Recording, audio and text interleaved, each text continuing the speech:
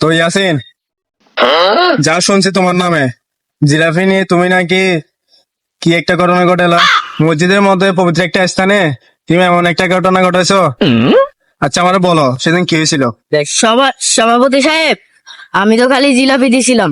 তুই দিছিলি? আমারটা কই গেল? বলেছিলাম না সবাইকে দেওয়ার শেষে আমারটা আলাদা করে রাখতে। আরে পারভেজ ভাই, আমি তো জিলাপি রাখতেই গেছিলাম, কিন্তু পোলা বান্ধা কারাগারি করে নিয়ে গেছে। শেষ হয়ে গেছে মানে? ইয়াসিন, তুমি কি বোঝাতে চাও যে মসজিদে এতগুলো মানুষের জন্য জিলাপি ছিল কিন্তু পারভেজের জন্য একটাও ছিল না? যে সভাপতি সাহেব, আমার থেকে মনে হতেছে যে ইয়াসিন আমাদের থেকে কিছু লুকাতেছে। সভাপতি সাহেব, আপনি তো বললেন।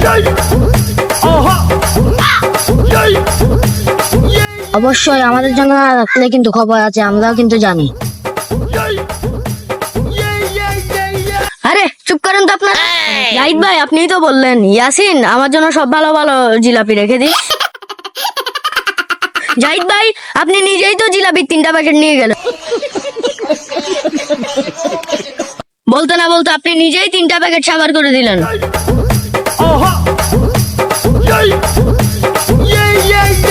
কি কি কি কইছিস তুই? সব মিথ্যা কথা, একদম মিথ্যা কথা সব। হ্যাঁ হ্যাঁ সভাপতি সাহেব, এটা আঙ্গরে ভাষা বললে মিথ্যা কথা কর। একদম, আমরা শুধু জিলাপির তদারকি করছি, জিলাপি মানুষের কাছে পৌঁছাচ্ছিল কিনা। এমন সভাপতির মুখে আমি জুতা মারি। তুই আমার নামে মিথ্যা কথা বলছস? আমার মান সম্মান সবকিছু ডুবিয়ে দিলে। गजब बेइज्जती है।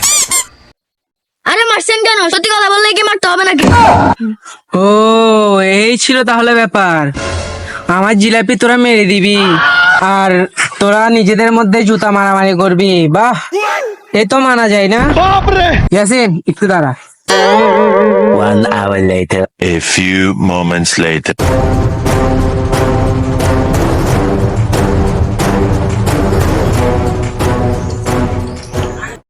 এই